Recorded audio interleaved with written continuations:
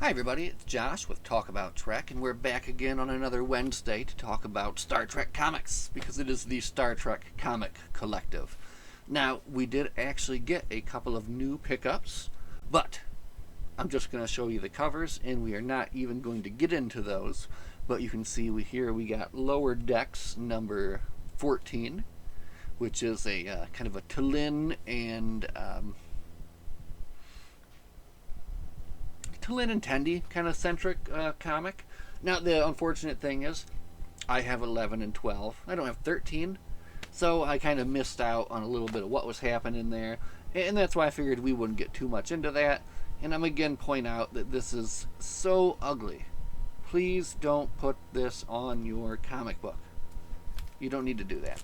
The other new one we picked up today was the fourth in the Seeds of Salvation from Strange New Worlds. And unfortunately, I don't have 1, 2, or 3. So, something to look for. I briefly looked through it. It looks like a pretty cool story. This is actually Una, and she is taken over by some sort of seed creature. So, a lot going on there. Who knows? But what we will talk about today, since we did number 1, I don't know, it's been maybe a month or so ago. And as I was kind of bagging and boarding and organizing things today, I ran across Starfleet Academy number 2. And number 1 was a lot of fun. We got to see Nog and his kind of first adventure and him, making friends, So I thought that we would get into this, and I thought also it would be fun to do it here together. So I have not read this myself yet. Cracking it open for the very first time. And actually, look at this board. This is bagged and boarded, and then besides that, also bagged. So somebody took very good care of this here. And I love to look. The second bag was from the bottom, so that it's like completely and fully unsealed, right? You know what I'm talking about? All right, here we go. Looking at Starfleet Academy number 2 here.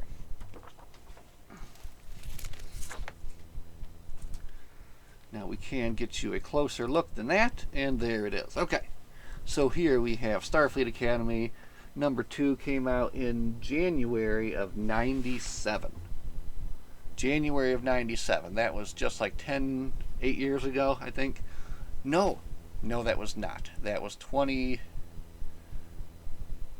No, I don't even want to go there. Anyway, here we go. Look at this. The women of the Academy in a bar room brawl. Can you believe it? It looks like they're just standing outside on a planet somewhere, but we can kind of get into this and see exactly what happens here. Well, before we get too into it, inside cover is Learn to Draw Spider-Man. Just send your 1999 or whatever it may be. So here we go. Getting right into this, we have Welcome to the 24th century, an era when Earth and the other members of the peaceful United Federation of Planets face their greatest challenges yet. To meet these challenges, the Federation Starfleet needs a new breed of recruit, young people like the cadets of Omega Squadron, willing to boldly go where no one has gone before. All right. Let's see if I can actually maybe read that here on the screen. That might make it better. And then you guys can read along with me. Here we go. So on the planet Vulcan, T'Prell is about to learn exactly who she is, if she lives long enough to find out. Liberty, written by Chris Cooper, penciler Chris Renaud, inker Andy Lanning, letterer Jim Novak, and colorist Kevin Summers, editor Bobby Chase, editor-in-chief Bob Harris.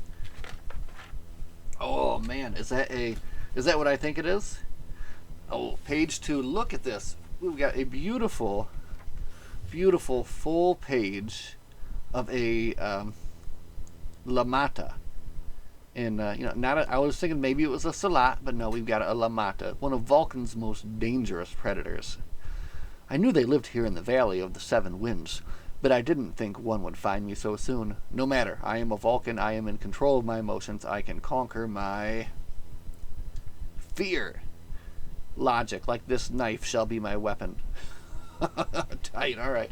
We're not going to read the whole thing. Let's go. Suddenly a comb appears. That was weird. All right. Anyway, unscheduled comb. So anyway, here she is battling against the Salat. Ah, yes. Use your logic. Stab through the eyes to the brain. Oh, and she missed the brain. A phaser blast, but she came out here alone. Who could be out here to help her? What is going on here? Let's have a look.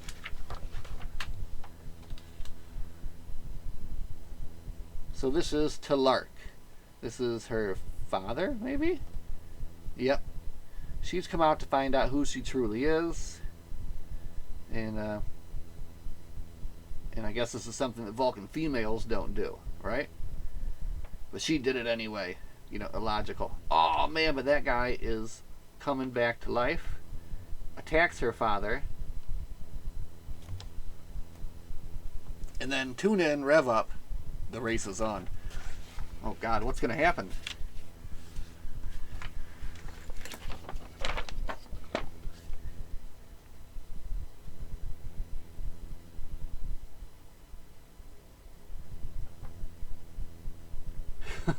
Forget the chat. What happened next? Yeah, she's leaving everyone hanging too. The outcome is irrelevant. Oh my gosh, really? And you're not going to tell us how you escaped. You Vulcans can learn a thing or two about telling a story from Klingons. Excellent.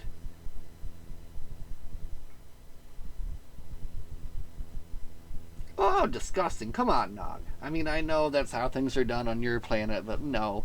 Don't nobody want to chew your food for you here at Starfleet Academy.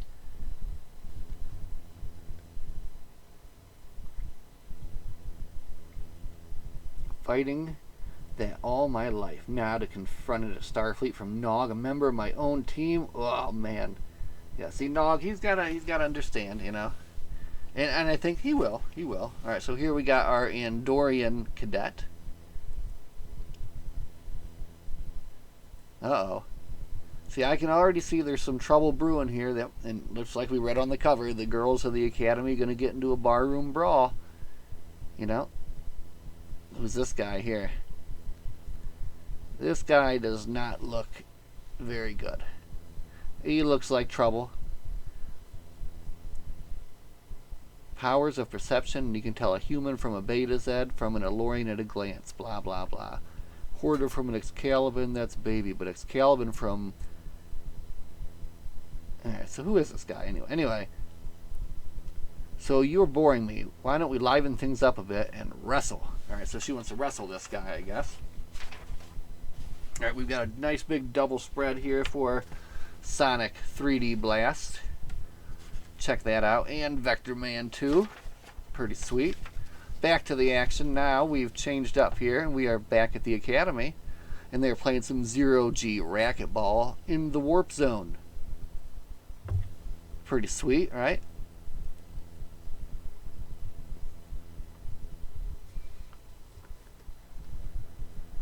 So they're getting pretty into it here. And they seem to be yeah, you know, arguing about Nog, right? And that's kind of what I figured was going to be the subject of this, right? You know, some people are starting to liken to Nog, right? As you do, because he is a very likable character, right? And then some people are still stuck on their same old, you know, feelings about Ferengi, right? Because like Nog, I've got nowhere else to go. See, this guy, he identifies, you know, he's identifying with Nog, and that's good. Now here in Decker's quarters, we have Nog. And what is he doing?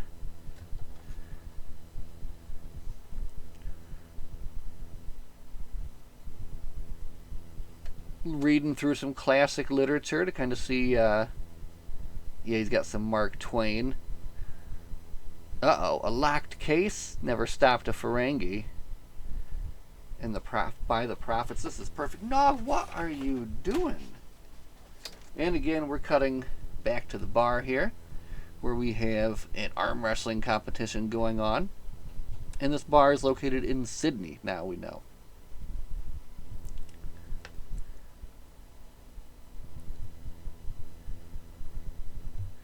Oh man, they're getting so mad at them, these misogynistic bar patrons.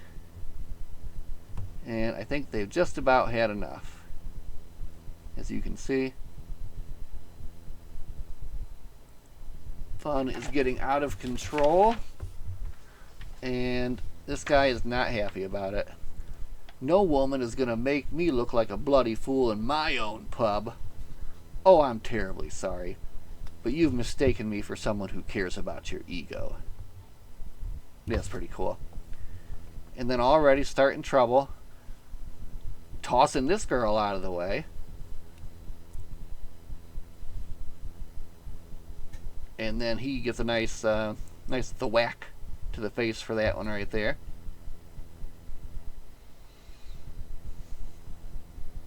And then the Vulcan just sitting at the bar. The whole bar is degenerated into chaos over perceived personal slights. I can see my stay on Earth will require intense meditation if I'm to maintain my sanity. I like that. That's good. That's good. Okay.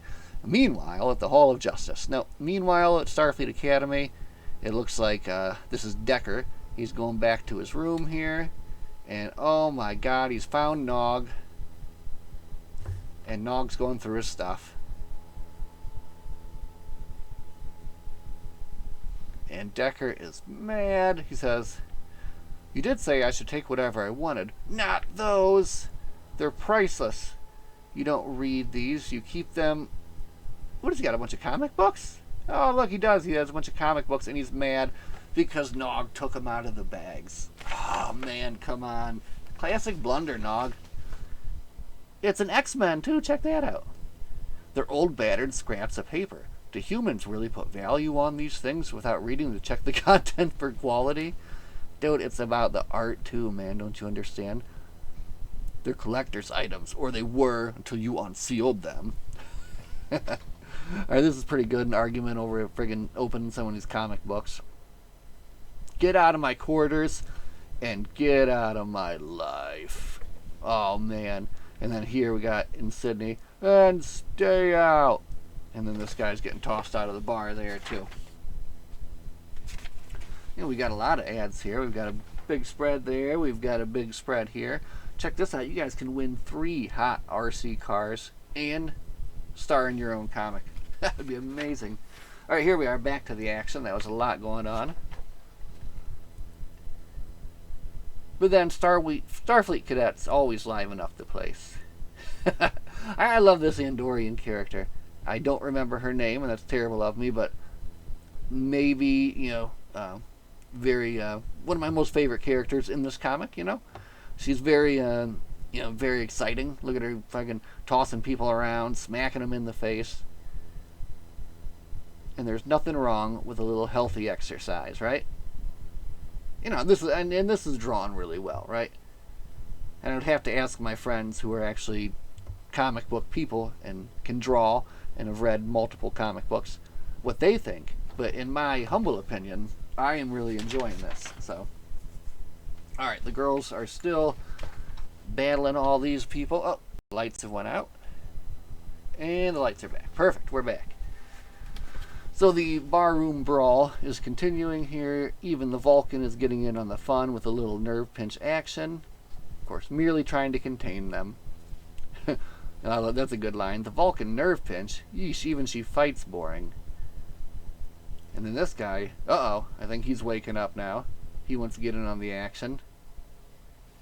And he says, "You're one of them, and I'm going to kill you." Uh-oh. Okay, so he's got something against Vulcans or against Starfleet. You'll pay for what you did to me. You'll pay.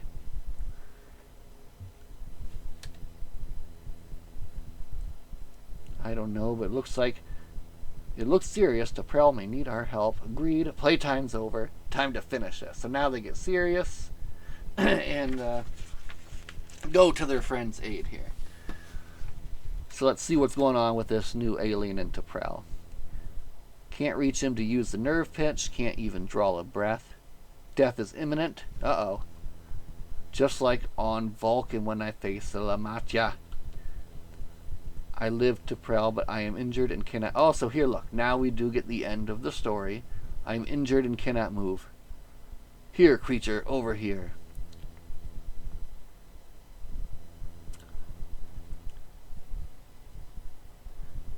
Distraction has failed. I have failed. I cannot help you, daughter.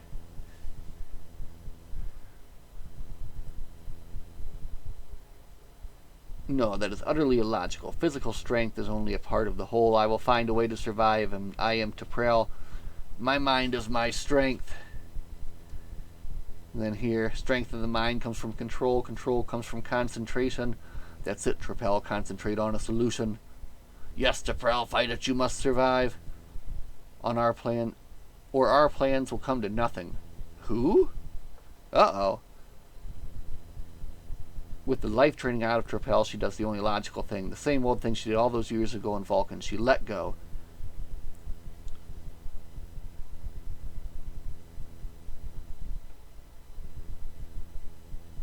Oh, interesting. Okay.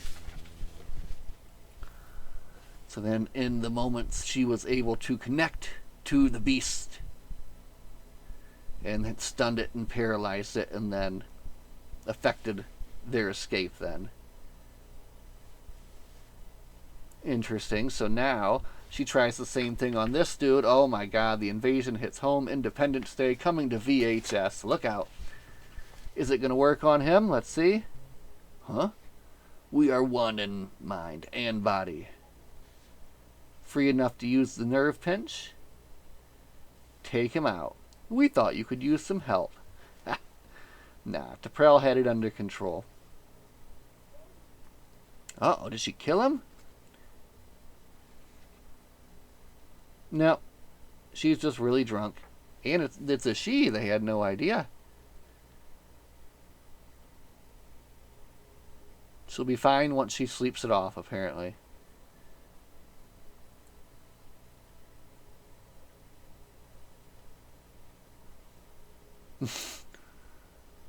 Send Nog to Ogira. Oh, Lord. These girls. So then, they kind of apologize at the end. They've become closer because of this. And then, zoom. What does zoom mean? Okay. Back at the academy. Nog comes in. I was furious with you, and I still am. You had no right to open that box.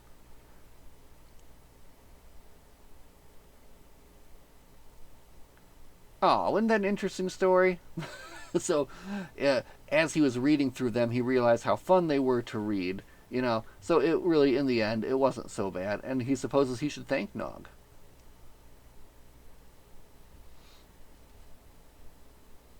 Oh, man, look, he went out and got him a new comic. Isn't that nice? What'd he get him? From the early 40s in mint condition, and it's not even replicated? Oh. So look at that. Something he picked up in the episode Green Little Men. That's a cool little callback to a fun episode. So anyway, now they're a little bit closer. Maybe they're going to be becoming friends, right?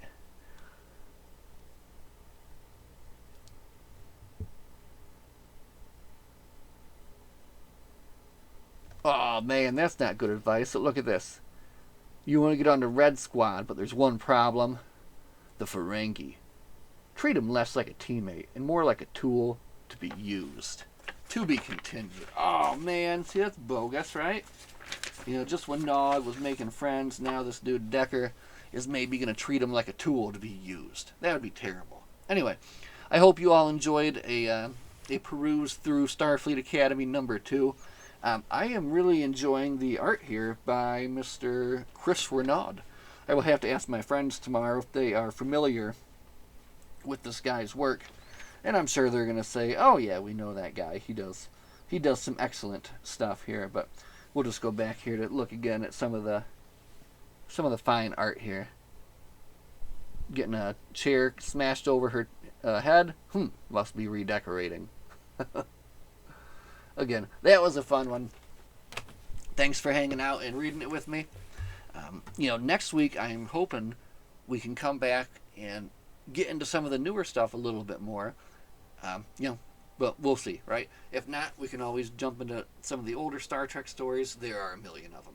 Anyway, thanks for watching. As always, my friends, live long and prosper, and we'll see you guys in the next one. Have a good night.